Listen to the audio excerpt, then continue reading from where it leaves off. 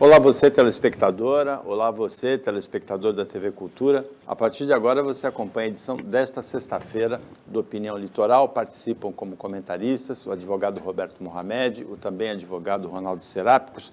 E a gente tem uma pauta super bacana para começar com o Mohamed, que eu tenho certeza que ele vai ficar encantado. A Câmara de Guarujá decidiu aumentar de 17 para 21 o número de vereadores. A mesma Câmara de Guarujá, pelo qual duas vezes o processo de impeachment do prefeito Walter Suman preso, com muitas evidências de desvio de dinheiro na saúde, duas vezes o processo de impeachment foi rejeitado. É bacana essa pauta, vamos combinar, né? Eu não sei, é porque é uma coisa meio programa policial, né? Para falar de quadrilha, é programa policial. Eu tinha que deixar para o Datena, para o Brasil Urgente, né? Porque não é só isso. Não satisfeitos em quererem aumentar de 17 para 21, eles também deram aumento de salário para eles e para o prefeito. Né? Porque enquanto a mulher dele gasta 1 milhão em roupa em São Paulo, mas o salário dele é baixinho, não é o suficiente. Né? Dá nojo. É nojo. A única coisa que eu posso falar em relação à Câmara do Guarujá é nojo. Os caras não fazem nada pela cidade. Não são só eles, né? A gente está falando de Cubatão, São Vicente, é tudo, e Santos, é tudo igual. Mas essas cidades no entorno de Santos é inacreditável. Os caras não fazem nada pela cidade. Absolutamente nada. Se tivesse 9 vereadores sem salário, estava de bom tamanho. 9. E sem salário. Vai trabalhar, vagabundo. À noite, vai lá, faz a reunião, decide o que tem que decidir, pronto. Era assim antigamente. O Coiu, eu encontrei o Coiu essa semana e ele lembrou, quando ele era vereador, ele trabalhava na Cosipa. Ele ia à noite para a Câmara e funcionava. Eu tenho nojo desses caras, porque é inacreditável o pouco caso com a cidade. Eu vou contar uma historinha aqui, antes do Ronaldo falar, que mostra bem por que eu tenho nojo. Tem uma senhora, uma mulher, e ela é jovem, inclusive. Ela mora na Pouca Farinha. Para quem não sabe, é aquela praia do lado da Praia do Góis, né, que fica de frente para a ponta da praia em Santos, é no Guarujá. Não há caminho por terra para o pessoal e para o Guarujá. Porque ninguém teve a capacidade até hoje de fazer um caminho por terra. Dá trabalho, tem que fazer liberação ambiental e tal, mas podia ser feito. Essa mulher, ela tem 2 filhos autistas. Não bastasse um, ela tem 2. Ela sai da praia da Pouca Farinha, ela pega uma barca até Santos, anda até a barca do Guarujá, pega a barca de volta para Ademar de Barros, dali ela pega um ônibus e vai para a clínica onde os meninos fazem aba. Não falta, não chega atrasados e fazem rigorosamente o tratamento que o plano paga.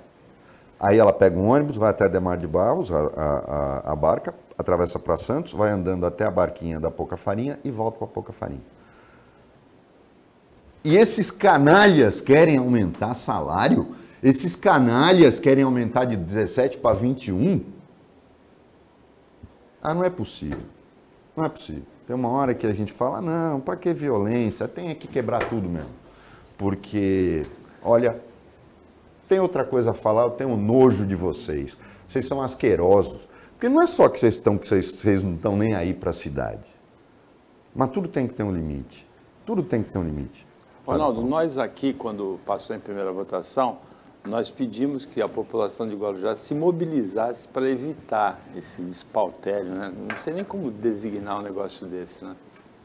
Boa tarde. Boa tarde, Roberto. Qualquer ângulo que você avalie a situação não se justifica, né? E esse detalhe que você falou a respeito da população, se houvesse mobilização do cidadão, das pessoas, do munícipe que realmente se interessa pela cidade, talvez até houvesse uma justificativa, Roberto, para você ter um número de vereadores maior, porque você pode reparar que no estado de São Paulo, que é onde a gente tem mais contato, você vê que a oposição nas câmaras, ela praticamente foi dizimada, não existe. Você deu o exemplo aí, Paulo, dos impeachments, né? Praticamente unânimes, né? Eles dizem, olha, não vai andar, fim de papo. E você vê em todas as outras câmaras, Santos é uma exceção, com uma oposição muito pequena, mas você tem em outros, na maioria das cidades da região metropolitana e do estado de São Paulo, a Câmara vota junto com o prefeito em qualquer assunto, por mais absurdo que seja. E o prefeito, por sua vez, faz vistas grossas quando a Câmara extrapola, como é o caso aí desses aumentos que a Câmara está fazendo, tanto de salário quanto de vereadores. A quantidade de vereadores, Paulo, possibilitava a existência de oposições dentro das câmaras. Você teria lá uma maioria do prefeito eleito, bom, mas você teria vereadores fiscalizadores da administração, coisa que não existe mais. Né? Isso aconteceria se a população participativa, né, entendesse que há necessidade de você eleger vereadores que estejam próximos, que você possa cobrar. Né? E não aquele vereador que ofereceu uma promessa, uma vantagem, tudo mais. Então, a gente tem visto que essa história de aumentar o número de vereadores não funciona, não cria uma oposição, e com isso a gente tem, não é só o cargo e os salários, nós estamos pagando uma assessoria para esses caras que vão entrar agora. Né? Então, realmente, o custo-benefício não se justifica. Né? E aí eu tenho que compartilhar da opinião do Roberto, de vez em quando realmente a política dá nojo na gente. O governo federal obteve nessa semana, uma vitória importante no Superior Tribunal de Justiça. Foi considerado que isenções, benefícios do ICMS não podem ser computados para diminuir a base de cálculo do imposto de renda da pessoa jurídica e da contribuição social sobre o lucro. É uma vitória, assim, muito importante para o governo Lula, porque no arcabouço fiscal se fala em 150 bilhões de aumento de arrecadação, 90 viriam daí. Mas o ministro do Supremo, André Mendonça, ele determinou uma medida cautelar com efeito suspensivo dessa decisão. Então, até tramitar no Supremo, ainda não vai ser colocado em prática. Eu acho essa decisão do STJ vergonhosa. Vergonhosa. Assim como foi a própria decisão do Supremo de dizer que mesmo o trânsito em julgado, mesmo com trânsito em julgado de decisões tributárias, o Supremo pode rever a posição. Não, essa foi picada. Foi a relativização do trânsito em julgado. Para mim, isso foi... A gente não tem mais onde chegar. Eu acho que o Judiciário também se afundou na lama, como o Congresso, o Executivo, porque é difícil falar para alguém o seguinte: agora a gente vai ter que entregar o imposto de renda. Aí você paga o imposto de renda e fica pensando, pô, meu dinheiro é para pagar 40 pessoas em Lisboa, no hotel mais caro de Lisboa, que é o Tivoli, com dia livre. A comitiva de 40 pessoas, incluindo o diretor, o líder, dono do MST, o Zé Rainha, que eu não sei o que ele foi fazer. Dia livre. Dia livre para quê? Dia livre é a excursão da CVC, que tem dia livre para fazer compra e tal. E dia livre? Quando no ano passado nós dissemos aqui que a gente escolheu o pesadelo que a gente queria ter em 2023 entre o Lula e o Bolsonaro, tá aí a prova. A gente só escolheu qual pesadelo. Era um ignorante corrupto contra um corrupto ignorante. Era só isso. É a ordem de grandeza do que eles são mais. É ultrajante. A decisão do STJ, na minha opinião, foi ultrajante. Porque ela não tem sustentação na legislação tributária e em tudo que a gente estuda. Foi unanimidade. Da turma, 10-0. 9-0. 9-0. Então, não foi turma, foi sessão. Sessão. São duas turmas. Eu achei um absurdo, mas agora o Brasil paga pouco imposto e os caras vêm falar de competitividade. A gente não vai chegar nunca a lugar nenhum. A gente está voltando à época em que a melhor saída para o Brasil é o aeroporto de Guarulhos. Tem dúvida.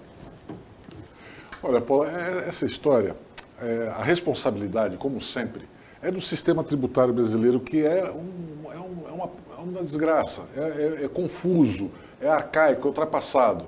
Então você tem milhares de disputas tributárias hoje no judiciário por falhas na legislação tributária. Ela é tão confusa, tão complexa, que gera brechas, gera espaços cinzentos, né, de entendimento que acabam no judiciário. Né? E veja, esse caso até que tem algum sentido, Roberto, porque é o seguinte, eles não estão tirando o benefício tributário. O benefício é mantido, o benefício sobre o ICMS. Só que o raciocínio é que com esta redução de ICMS aumentou a base de tributação do lucro. Então as empresas têm mais lucro. Então me parece lógico, você está pagando menos imposto, menos ICMS, vai ter mais lucro, você vai pagar outro tributo. Então, ficou 90 bilhões, por que 90 bilhões? Porque é muito grande o benefício, há uma redução significativa de ICMS de setores que são estratégicos, que foram escolhidos para isso, e essas empresas aumentaram a margem de lucro delas. Eles podiam ter negociado com o governo isso? Podiam. De repente, melhorado a legislação. Falaram, nós vamos ter uma margem de lucro maior, vamos repassar isso para o preço, nós vamos diminuir o preço. A gente não tem comprovação de que este lucro realmente foi transferido, assim como o benefício, foi transferido para o consumidor final. Não é o que me parece que as empresas simplesmente lucraram mais, porque isso acontece no Brasil. Se você pegar benefícios que a indústria automobilística recebeu nos últimos 20 anos, elas não diminuíram um centavo no preço dos veículos. As empresas faziam uma chantagem com o governo, dizendo, nós vamos ter que demitir, nós vamos fechar a fábrica, se não der benefício, se não der isenção, se não der subsídio, nós vamos diminuir empregos. E os governos, não só eles, todos os governos, deram benefícios fiscais para montadoras de veículos, que hoje já nem empregam tanto como antigamente, é tudo automatizado e tal. Então eu entendo que as empresas pagam muito imposto, é verdade, mas a culpa não é desta decisão, a culpa é do sistema tributário brasileiro, que é muito ruim e que precisava urgentemente de uma reforma tributária. Então eu lamento, por exemplo, ver o ministro da Economia festejando a decisão, porque arrumou 90 bilhões que não caiu do céu para ele, e enquanto ele devia estar arrumando essa bagunça para que isso não acontecesse mais. Nessa semana eu perguntei para um economista que conhece a tributação brasileira qual era o número de impostos e tributos e taxas. Ele disse 83, ele respondeu. Eu falei, tem margem de erro? Ele falou, tem, porque a última atualização que eu fiz foi no domingo passado, então pode ser 85, pode ser 84. Na verdade, 83. A gente não tem 83, é o que eu estou falando, ele é um economista que conhece legislação tributária, mas não é advogado, então às vezes corre o risco de falar bobagem. A gente não tem 83 tributos. Tem 65? Não, é que ele está considerando que subespécies são tributos, não são. Ele falou de municipal, por exemplo, eu estadual. acho um absurdo. No direito tributário acadêmico, eu sempre briguei, porque eu acho que a taxa tem que ser excluída da qualificação de tributo, do conceito de tributo, porque ela é paga pela utilização de um serviço. Então, ela não pode entrar na soma dos tributos. Você corre o risco de fazer uma análise equivocada. É o pedágio, por exemplo. Exatamente, porque ele não pode entrar nessa massa tributária.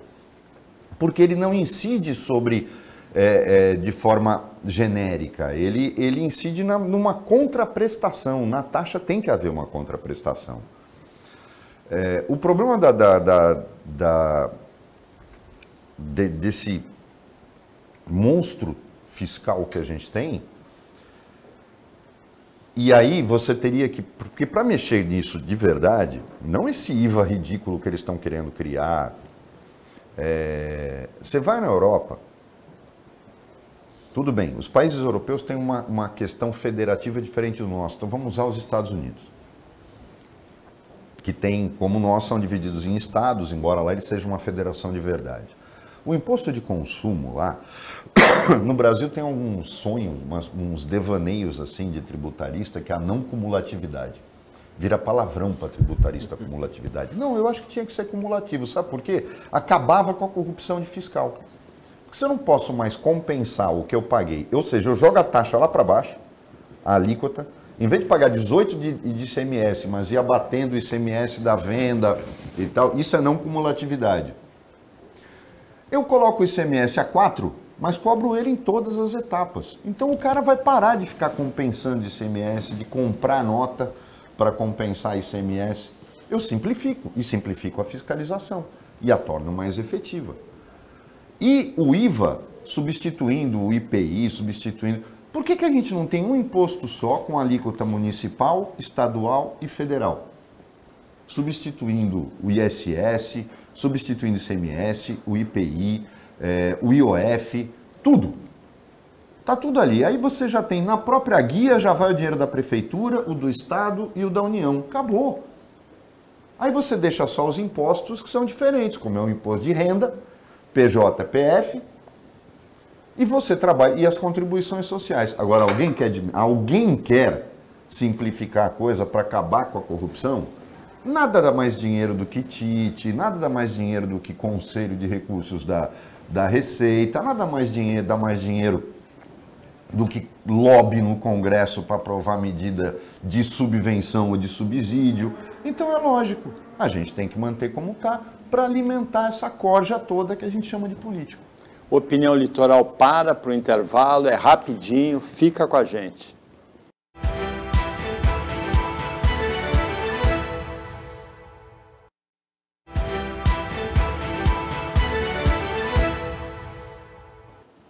Voltando com a Opinião Litoral, Roberto Mohamed e Ronaldo Serápicos, os dois advogados, estão comentando, analisando as notícias com você.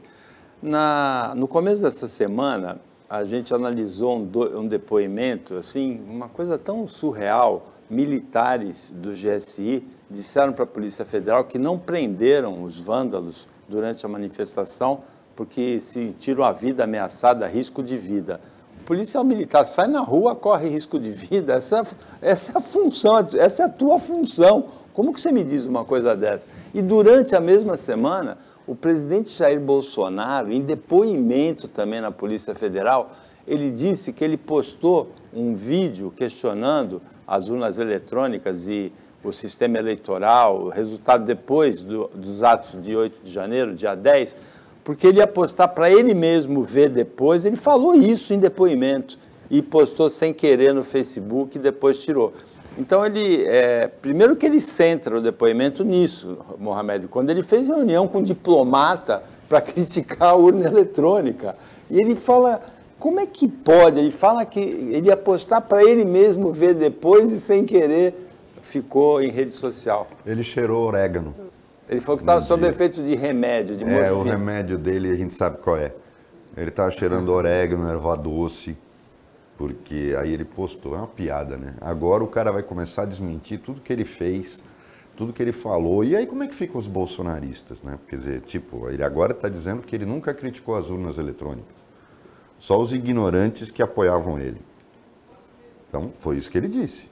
Eu não tenho nada contra as urnas. É indecente a gente ver esse tipo de coisa. Como o político não tem palavra e não tem vergonha na cara. Às vezes a gente se assusta com o descaramento, né? Você vê nitidamente que há uma estratégia hoje de comunicação que é dos políticos em geral, né? Não é exclusividade da família Bolsonaro, a gente tem visto os políticos em geral fazendo isso. Negue até o fim. Qualquer que seja o absurdo que você vá sustentar, sustente o absurdo com tranquilidade, com convicção e não se preocupe com a lógica, que se vão achar que é ridículo, porque aquele grupo de apoiadores, aqueles caras que me apoiam, mesmo quando eu estou errado, eles querem que eu diga que não fui eu, que eu não tenho culpa, que eu não quis fazer isso. Qual a justificativa que eu vou dar? Qualquer uma serve. A gente tem que lembrar, não só essa do presidente Bolsonaro, que realmente estava sob efeito de remédio, postei por engano, é a coisa mais absurda do mundo. O Eduardo Bolsonaro, quando esteve na Copa do Mundo, festejando, né, todo mundo fazendo protesto aqui, ele lá no meio da farra e tal, no dia seguinte, na maior cara de pau do mundo, disse, não, eu vim a trabalho, eu vim trazer um pendrive e tal. E muita gente me falou, tá vendo, olha, ele estava a serviço lá do Brasil e tal. Então, é assim, o cara sabe que isso é mentira, mas ele precisa, como ele já escolheu que é apoiador do ex-presidente, tá? Ele precisa achar justificativa. Então o presidente joga dessa forma. O pessoal do governo também faz isso. As declarações lá do do diretor do GSI foram lamentáveis, né? Você vê as imagens, ali tá a tranquilidade com que eles estavam, né? Não tinha a aparência de que eles estavam correndo risco ou que estavam preocupados, caminhando tranquilamente, lentamente. Ele não estava nem agitado com a situação. Era uma situação em que a gente em casa, pela televisão, vendo as imagens, porque a gente não tinha noção, a gente só via o pessoal na rua, não dava para ver lá dentro o que estava acontecendo. Você estava nervoso, você estava, meu Deus, estão invadindo o Congresso, estão invadindo o Judiciário, e o cara lá dentro passeando. Então, realmente, virou a regra geral de comunicação hoje da política, a cara de pau absoluta e negue até o fim. Eu ia lembrar justamente desse caso do Eduardo Bolsonaro também, que num tempo que com o clique você manda um arquivo para qualquer lugar do mundo, ele foi que viajou para o Catar e aí foi flagrado no Jogo do Brasil, Nem né? existe mais. Enquanto o pessoal estava na porta dos quartéis, falou que foi levar um pendrive com informações sobre a situação do Brasil lá no Catar, onde por coincidência estava sendo realizada a Copa do Mundo, e já que ele estava lá, ele foi no jogo, né? O aplicativo de mensagens Telegram foi tirado do ar nessa semana por não ter cumprido uma determinação judicial de informar os dados dos componentes de um grupo neonazista. Eu acho que está certo, tem que tirar, eles têm que cumprir a ordem judicial, todo mundo cumpre, por que a internet é a terra de ninguém? Falando nisso, então tem que sair do ar mesmo. Eu queria que a gente começasse a discutir aqui, eu estou ouvindo muita gente falando que esse PL das fake news vai destruir o empreendedorismo na net. Não, ele vai acabar com a mentira. Eu sou contra o tal órgão regulador. E parece que o relator tirou do projeto que vai à votação. Mas vamos esclarecer algumas coisas. Até a Janaína Pascoal, que a gente gosta muito dela, está falando um monte de bobagem na internet. É lógico que o que se criou com Facebook, o UOL, essas redes sociais, de divulgarem notícias sem remunerar a fonte, é um absurdo. Quer dizer, eu tenho uma agência de notícias, eu pago meus jornalistas, eu tenho uma estrutura para checar as notícias, aí todo mundo propaga sem pagar nada. Fora a quantidade de bobagens que a gente tem na rede, né? Essa semana, por exemplo, o governo do estado de São Paulo divulgou uma fake news. Como é que você pode esperar que o governo do estado de São Paulo divulgue uma fake news dizendo que a Antonov veio oferecer para São Paulo 50 bilhões de investimentos numa fábrica em São Paulo e que não fez porque o Lula, olhem só onde vai a mentira, porque o Lula falou a bobagem que falou e realmente falou na Ucrânia. E Antonov é ucraniana, ela é a companhia aérea que coube a Ucrânia no espólio do fim da União Soviética. Eu quase caí para trás quando eu li a notícia, antes do desmentido oficial da Antonov. A Antonov desmentiu oficialmente que ela nunca procurou o governo de São Paulo, não tem representantes no Brasil, que isso era mentira. Só que quando eu li 50 bilhões, gente, a Antonov não faz avião desde 2015. Foi o último avião produzido por ela. A única coisa que ela tem é um projeto novo de um avião, não sei se o Davidson tem aí como colocar, o 178, que na verdade é um avião copiado do nosso KC-390. E é concorrente dele que não vendeu para ninguém. Tem uma possibilidade de vender 10 para o Azerbaijão, nem a Força Aérea da Ucrânia vai comprar. Antonov não existe mais, ela hoje só faz manutenção nos aviões dela voando pelo mundo. O que ela ia montar? Esse aí, ó, olha só, ele é uma cópia escrachada do KC-390. Se o Davidson conseguir colocar uma foto lá do outro, e não tem, nem a Ucrânia quer comprar. Agora, da onde a Antonov ia tirar 50 bilhões de dólares para montar uma fábrica aqui, quando aqui fica a Embraer, que é absolutamente maior, muito maior do que a Antonov. Agora, esta notícia, que foi desmentida pela própria Antonov, mas quando eu li eu vi que era falsa, foi feita pelo governo do estado. site oficial do governo do estado. Como é que a gente pode conceber fake news patrocinada pelo governo do estado para quê? Para dar uma estocada no Lula. Olhem só o absurdo onde a gente chegou. Então são essas coisas, isso para a gente entender o que aconteceu com o Telegram.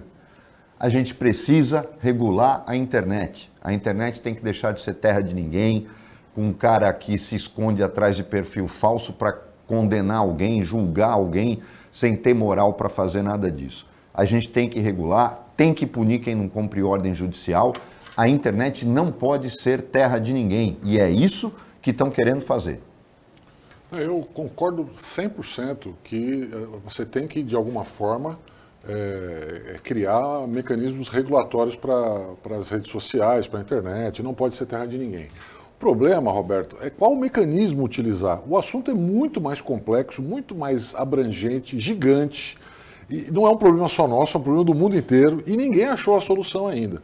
Então eu vejo o Congresso falando, não, vamos votar um PL em caráter de urgência, sem discutir com ninguém, sem conversar com a sociedade, sem conversar com os criadores de tecnologia, porque esse é um problema que é derivado da tecnologia, não existia, é uma coisa recente. E você não vai resolver coisa nenhuma, não vai resolver desse jeito, enfiando o goela abaixo. Porque tem um problema gravíssimo, que é você determinar o que é fake news, o que é opinião, o que é liberdade de expressão, o que é censura. Isso tudo está misturado e ninguém sabe, ninguém chegou a uma conclusão, ninguém achou a solução. Hoje, a nossa solução, embora seja ineficiente, é a mais justa. Quem decide o que é ofensivo, o que é ilegal, é o Poder Judiciário. O Poder Judiciário manda tirar, o Poder Judiciário manda suspender. Nós podíamos até melhorar os mecanismos, através de lei, para que o Judiciário tenha mais ferramentas para tirar do ar um grande provedor, para tirar do ar o Google, o WhatsApp, o Telegram, quem que for, Facebook, com rapidez, com tecnologia, com eficiência. Eu me lembro de decisões do tribunal que demoraram meses para ser cumpridas, porque a empresa simplesmente não cumpria, e o juiz não tinha mecanismos nem para aplicar multa nem nada, porque a empresa não estava aqui, estava fora, né, não é no Brasil. Então o Telegram nem sei se tem sede no Brasil também. Então você tem que ter tecnologia para tirar o cara do ar se ele descumprir.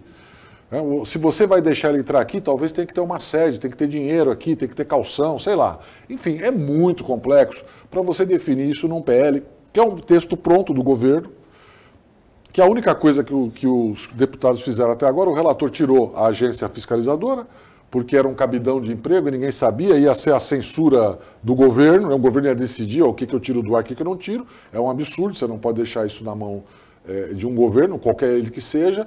E a inclusão aí, que eu achei muito interessante, do relator, dizendo que apesar de toda a regulamentação que se imagina fazer, em hipótese alguma poderá ser ofendido o direito de atos religiosos e liberdade, como se isso não tivesse na Constituição, né? O livre direito de expressão religiosa está assegurado na nossa Constituição, não precisa estar em nenhum projeto de lei, está na Carta Magna. Então você vê que é para fazer média com a bancada evangélica, ou sei lá, que outras bancadas religiosas que estariam preocupadas em que saísse alguma coisa das suas redes sociais. O que eu acho, Roberto, é que esse PL não é a solução. Esse PL é um PL enfiado goela abaixo, ninguém discutiu, os principais personagens dessa história, né, não foram ouvidos e a gente não vai chegar em lugar nenhum. Tem que acabar com o anonimato, sem dúvida, nós temos que ter um mecanismo para saber quando o cara posta e o que posta, e tem que ter ferramentas para o judiciário poder fazer isso funcionar. Eu não vi nada disso no PL até agora. De um lado você tem a proteção, a ameaça, o risco da censura, e do outro lado você tem a proteção à mentira e a incitação à violência. A regulamentação tem que estar aí no meio, não pode ameaçar, não pode descambar para a censura, não pode proteger a mentira e a incitação da violência. Mas a gente tem que olhar para as experiências que deram certo. Você quer ver um exemplo de que às vezes a sociedade mesmo pode se autorregular? Sim, sim. O CONAR. Sim, o CONAR é o maior exemplo de que a autorregulamentação funciona. O CONAR, ele é o Conselho Nacional de Autorregulamentação da Publicidade. Ele é formado por todas as agências de publicidade, integrado também por membros de anunciantes. O CONAR pune, o CONAR tira do ar propagandas falsas, propagandas ofensivas. E ele não tem elemento nenhum do governo nele. O CONAR Sim. é autorregulamentação. Então, embora ele eu acho seja que é um exemplo, modelo Roberto, que tenha que embora ser... ele seja um modelo, o CONAR tem uma vantagem que a gente não vai ter na rede social. Ele é um grupo relativamente pequeno, são os comunicadores, né? São as empresas de comunicação. Como é que você monta esse grupo no mundo, né? Porque a internet é o mundo inteiro. Então, nós estávamos discutindo isso hoje de manhã. Eu também acredito em autorregulamentação, mas essa autorregulamentação ela vem do usuário. O usuário tem que aprender a distinguir o que é fake news e o que não é fake news. Eu tenho um grupo, são raros os grupos em que você consegue juntar pessoas de bom senso, né? Eu tenho um grupo de pessoas de bom senso. Toda vez que alguém posta alguma coisa equivocada, no mesmo minuto tem 10 caras explicando que está errado e mostrando da onde que foi a fonte e tal, da onde que veio o erro. Por exemplo, essa notícia que você mencionou do governo do estado de São Paulo já foi desmentida 30 segundos depois que o cara postou. E aí o cara mesmo reconhece, não, desculpe, foi mal, devia ter checado, tudo mais, porque nós fazemos isso às vezes sem querer. Então as pessoas se regulamentam. O problema é que hoje nós temos um grupo gigante de pessoas que sabem que é mentira e mesmo assim eles postam. Porque eu não gosto do Paulo Schiff. Eu achei uma mentira do Paulo Schiff, eu não quero xingar ele porque senão eu sou processado. Então eu posto uma coisa que o Mohamed postou. Eu sei que é mentira, mas eu coloco lá e se você reclamar comigo, eu falo, não, eu estava sob efeito de morfina, não sabia, mandei. Então a ideia das pessoas é essa, eles sabem que é mentira. Então nós criamos aí um embate de ódio, de rivalidade, em que as pessoas acharam que o vale tudo funciona. Não tem problema da gente mentir um pouquinho. Até porque os nossos heróis, né, os nossos ídolos, os nossos exemplos da política fazem isso o tempo todo. Né? É muito complicado você autorregulamentar quando as pessoas não querem ser regulamentadas. Todos os crimes são tipificados, né? Agora, é importante a identificação do autor. O anonimato tem realmente que ser eliminado para que possa haver a justiça. Mas aí a gente vai se deparar com outro problema, porque a enxurrada de mentiras que tem, a enxurrada de robôs que tem, é impossível para a justiça julgar cada informação falsa, por maiores que sejam os prejuízos que a informação falsa possa provocar. Opinião volta depois do intervalo.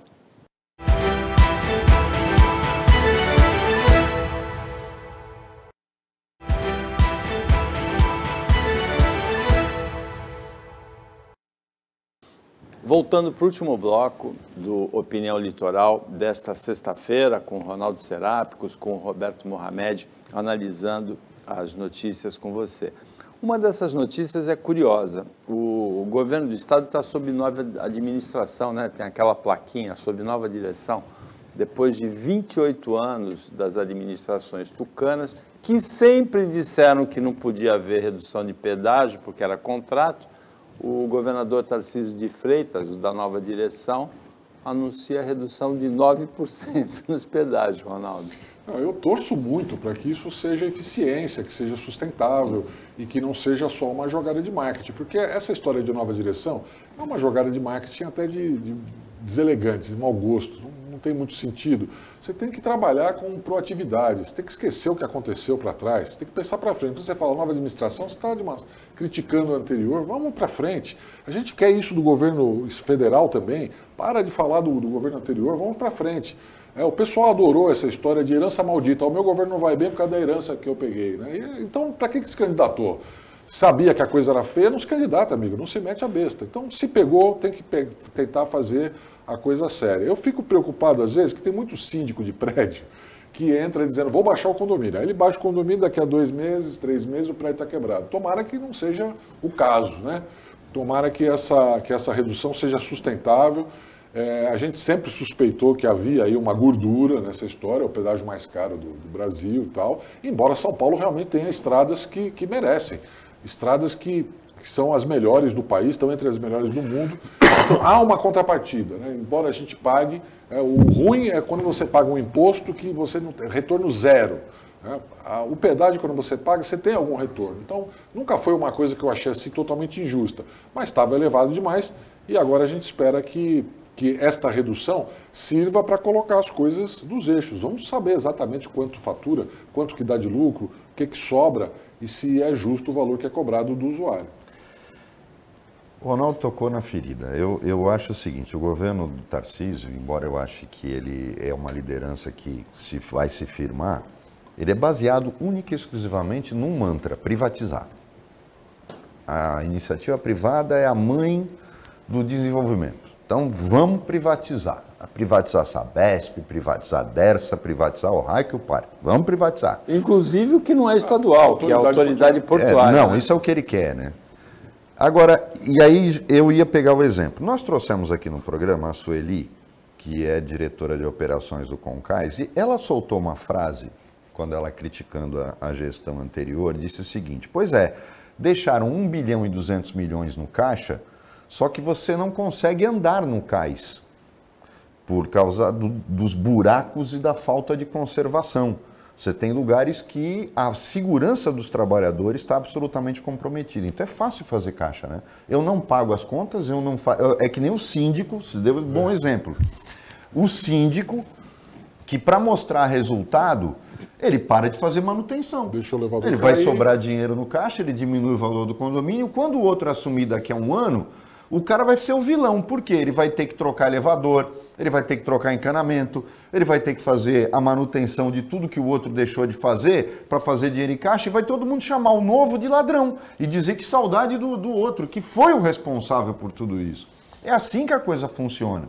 Então, com todo o respeito ao governo do Estado de São Paulo, da nova direção, que eu também acho ridículo esse slogan, você não pode basear um governo única e exclusivamente na privatização. Muito menos ficar se metendo em privatização que não te compete, como é o caso do Porto. Agora, porque esse modelo de administração que ainda bem acabou aqui no Porto de Santos era esse. Dane-se a cidade, dane-se o Porto, dane-se tudo, nós queremos é vender, então nós temos que fazer caixa.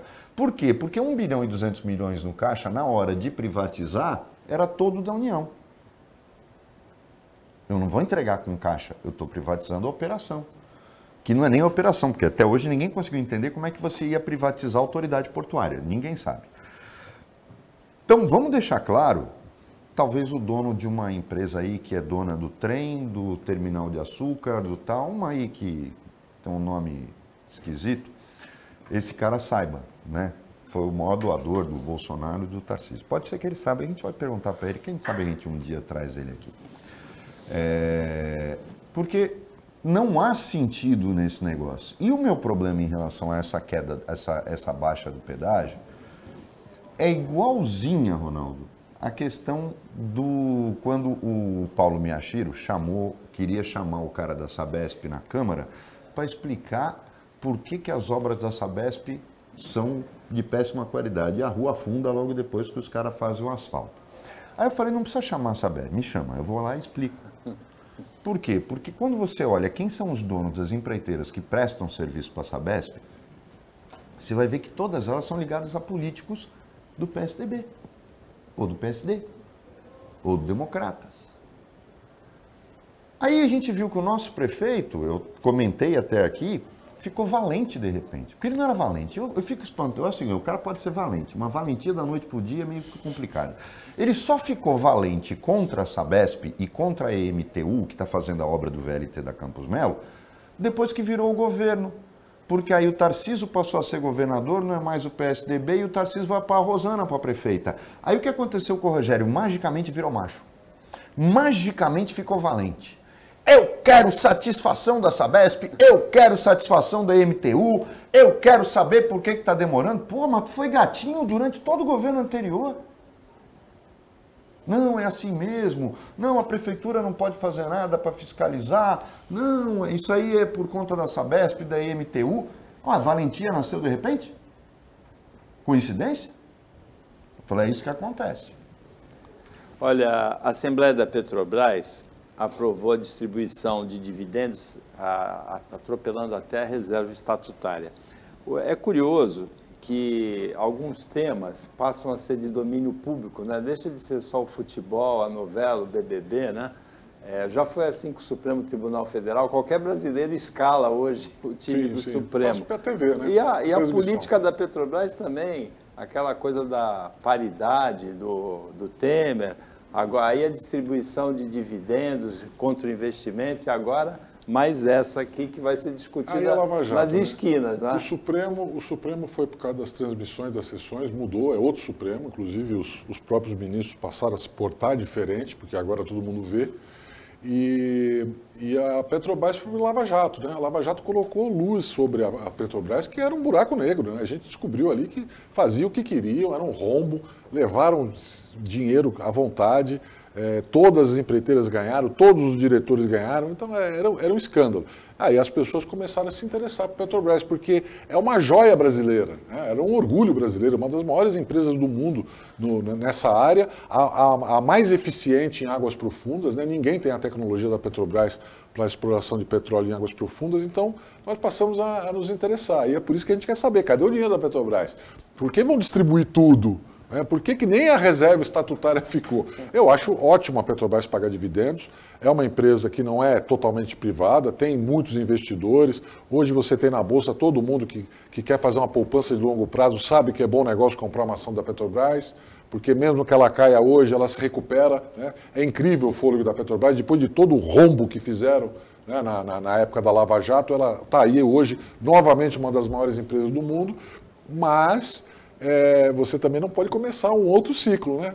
Então, atenção redobrada quando a gente vê o caixa da Petrobras ficar tão vazio, ainda mais agora, Roberto, que a nova direção, né, agora federal, quer dar um outro rumo à Petrobras, né? Quer fazer refinarias e tal. Com que dinheiro que eles vão fazer isso? Agora, Mohamed, eu tenho um amigo empreiteiro que ele, antes do escândalo da Lava Jato, da Petrobras, ele falava para mim assim, vocês jornalistas ficam atrás de superfaturamento de obra, de mochila, de seringa de injeção. Ele sempre dizia, o rolo é na Petrobras, não é aí onde vocês procuravam, onde vocês procuram. Ele falava isso para mim sempre.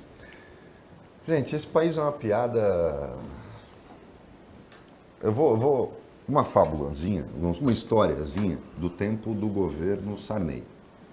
Antônio Carlos Magalhães era o ministro das Comunicações. No final do governo Figueiredo, o Correio tinha comprado, eu não lembro o número, mas era algo em torno de 5 mil viaturas novas, para fazer entrega de carta e tal. Antônio Carlos Magalhães assume e, misteriosamente, os carros que o Correio comprou foram recolhidos para as garagens do Correio. E o Correio fechou um contrato com uma locadora de veículos de 5 mil carros. É esse tipo de coisa que acontece em estatal. Vocês estão vendo o jeito que o Correio está hoje.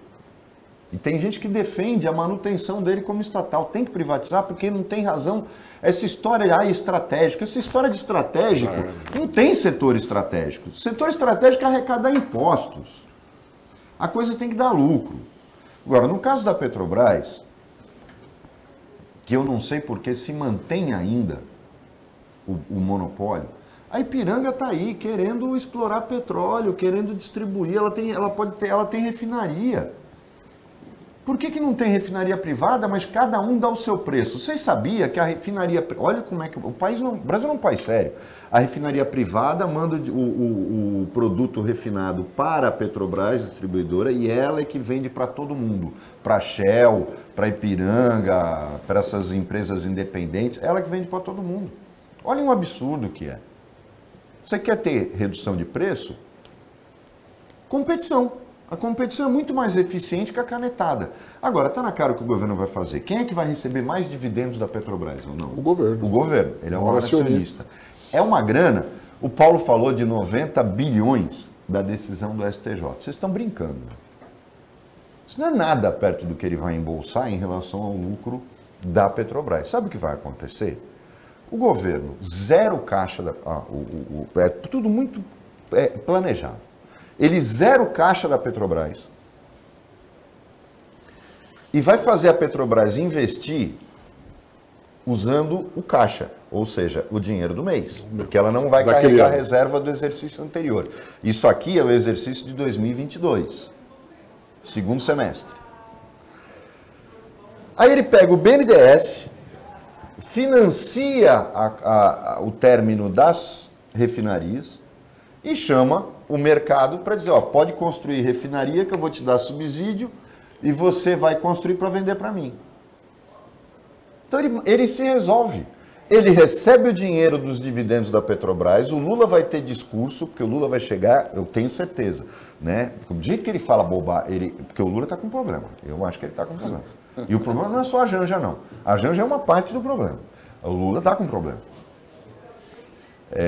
Ele vai falar de novo da Petrobras, que é um absurdo, que ela tem que investir, que ela não pode só remunerar acionista, fingindo que ele é o maior acionista, que ele não é o maior acionista. Ele, Brasil, presidente da República do Brasil, é o cara que vai mais se beneficiar desta decisão.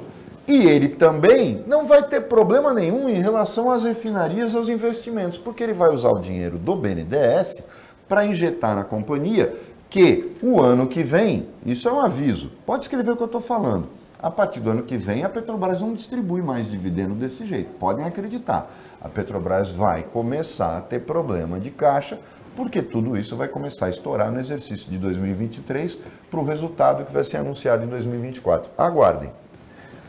Bom, tem para terminar o programa, já está bem perto do nosso tempo. Essa semana registrou um caso que é muito característico do nosso tempo, assim, escancaradamente. O treinador Cuca, do Corinthians, pediu demissão pressionado por uma denúncia de 1987 de um caso de estupro na Suíça. Tem um quê das torcidas do Corinthians terem aquela tradição da democracia corintiana, participarem da vida do clube. Mas a gente olha, o Cuca nesses 40 anos, quase 40 anos, ele fez a carreira dele inteira em todos os clubes de São Paulo, grandes, eu acho no que Atlético é uma coisa mais Mineiro. grave aí, né? A torcida de que time que está fazendo isso, né? Do Corinthians. A torcida do Corinthians, o mais santo, tem 4 furtos na ficha dele. Isso é preconceito. Aí, não, torcida do Corinthians. Organizado, né? As organizadas do Corinthians. Experimenta ficar no meio delas, no estádio, como ficava no tobogã do Pacaembu. Os caras, e aí, puxou quanto? Ah, puxei 12. Aí tá, o papo é esse. Os caras estão condenando o Guga, eu não estou questionando a gravidade. A lei suíça, a prescrição é igual à pena. Não é como a nossa, que é o dobro da pena em concreto. Ou seja, prescreveu. Prescreveu. Se for... O cara tem... como é que eu voto no Lula? Como é que eu, corintiano, não é meu caso, estou falando de uma pessoa, vota no Lula, condenado, preso, corrupto, e quer condenar o Cuca? Prescreveu, ele foi condenado, prescreveu, ele pode pegar um avião, descer na Suíça, fazer o que ele quiser lá, comer um chocolate da Godiva e voltar para o Brasil. Qual o problema? Aconteceu. Você pode moralmente questionar, mas por que não questionaram quando ele estava no Atlético, quando ele estava no Santos, quando ele estava... Porque isso aí está correndo. Agora, justamente a torcida do Corinthians fazer isso, aí isso para mim foi demais. Os jogadores do Corinthians, no final do jogo contra o Remo, quando conquistaram a classificação nos pênaltis, eles foram comemorar abraçando o treinador. Tentaram dar uma solidariedade, né, ao Cuca, sabiam do momento. Veja, é um assunto muito delicado porque... Mas é característico do nosso tempo, né? É a característica do cancelamento. O nosso tempo agora é o tempo do cancelamento. As pessoas, elas não querem saber a gravidade, elas querem saber quem que a gente pode cancelar. Você tem que tomar um cuidado enorme. Hoje você errou, se algum sujeito conseguir aí arrebanhar uma turma, ele vai para cima de você, ele quer te cancelar, porque, não sei, o sujeito tem prazer em fazer isso e tal. Eu entendo que o assunto é delicado, porque o Cuca cumpriu a pena dele, né? A partir do momento que prescreveu, ou você cumpre a pena, ou você termina o processo e acabou a condenação. O caso dele acabou a condenação. Então ele está quite com a sociedade, né? Agora, ele tem o caráter dele, a personalidade dele. E quando você vai escolher um treinador, você leva em consideração tudo isso. Você leva em consideração as habilidades, o caráter, a forma como ele se relaciona com as pessoas. Tem muito cara muito bom, super competente, que não sabe lidar com gente, né? Não sabe conversar, não sabe ganhar a confiança dos seus comandados. Aí isso é terrível para um treinador. Então esse conjunto de qualidades é que tem que ser avaliado quando você contrata alguém. Não é só um treinador, qualquer pessoa na sua empresa. Então você não pode discriminar, falar, olha, esse eu não contrato porque já teve uma condenação. Mas você fazer uma avaliação, acho que isso é natural. A diretoria do Corinthians fez a avaliação, não levou em consideração essa opinião da torcida e contratou o treinador, que por sinal tinha treinado de forma vencedora várias outras equipes. Eu não sei porque esse assunto veio à tona só agora. Mas ele foi ameaçado, a família dele foi Pois ameaçada. Então, e aí eu acho que você... Eu acho até que seria razoável o Corinthians não escolhê-lo como treinador por isso. Agora, deixar que haja essa discriminação, deixar que haja essa ameaça, e por conta de alguém que descobriu e resolveu caçar o cara, eu acho que realmente ficou um pouco... Ficou pesado, porque isso pode acontecer a qualquer um, né? Você não deve nada para ninguém a essa altura do campeonato e pode ser perseguido por um sujeito que resolve te cancelar, que é a nova moda hoje. Aparentemente acaba aí, dificilmente o treinador retoma a carreira dele. É bom deixar claro, violência contra a mulher, completamente inadmissível. O Cuca agiu de maneira correta em relação a isso? Não. Ele deveria ter cumprido a pena. Se ele foi condenado, vai lá, cumpre a pena ou troca por prestação de serviço. Do mesmo jeito que é o Robinho ao fugir da condenação da Itália, né? Então, tem o erro. Agora, o que não tem sentido é um treinador que desenvolveu uma carreira toda em 36 anos, sem nenhum outro crime, a não ser esse que está prescrito, de repente, de um momento para outro, a carreira dele é cancelada por uma coisa de 40 anos atrás, 36 anos atrás. É muito estranho e muito característico do nosso tempo. A opinião termina por aqui. A gente agradece muito a participação do Roberto Mohamed e do Ronaldo Serápicos, o trabalho da equipe técnica e de jornalismo do Sistema Costa Norte, e agradece a você que acompanhou a gente em mais essa edição. Até segunda-feira, nesse mesmo horário de 15 para 1, e um ótimo final de semana, um ótimo feriado para você que você merece.